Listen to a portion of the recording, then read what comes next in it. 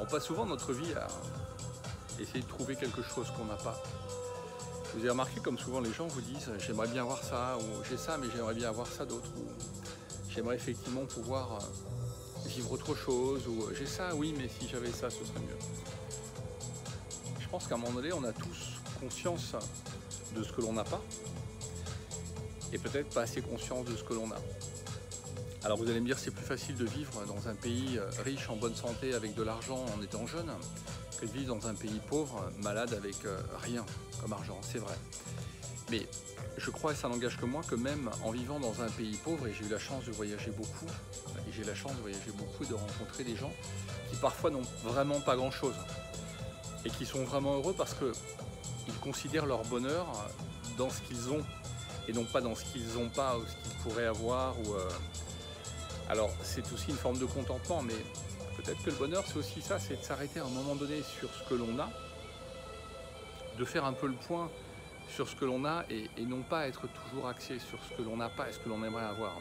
Tout le monde aimerait gagner au loto, tout le monde aimerait avoir de l'argent, tout le monde, mais vous savez quand vous êtes en fin de vie dans un centre hospitalier, je ne suis pas sûr que l'argent fasse grand chose. Et d'ailleurs on a un exemple assez connu, c'est Steve Jobs. Il finit sa vie en écrivant quelque chose qui est extraordinairement beau, parce que cet homme-là, il a tout compris, mais malheureusement trop tard. Et je pense que le bonheur, je pense que le fait déjà de commencer par faire le point de ce que l'on a autour de nous, de ce que l'on a autour de nous, le fait de respirer, le fait de pouvoir voir, de pouvoir marcher, de pouvoir parler, de pouvoir exprimer des choses. À mon avis, c'est déjà ça le premier pas du bonheur. Après, c'est surtout orienter nos pensées, mais vers quelque chose de beaucoup plus positif, non pas vers ce que l'on n'a pas, mais vers ce que l'on a. Vous savez, dans mon cabinet, souvent, c'est ce que je dis à mes patients, aux personnes que je coach, c'est déjà de faire le point sur ce que vous avez. C'est un peu comme une recette de cuisine. Imaginez que vous soyez dans votre cuisine et que vous ayez envie de faire un plat.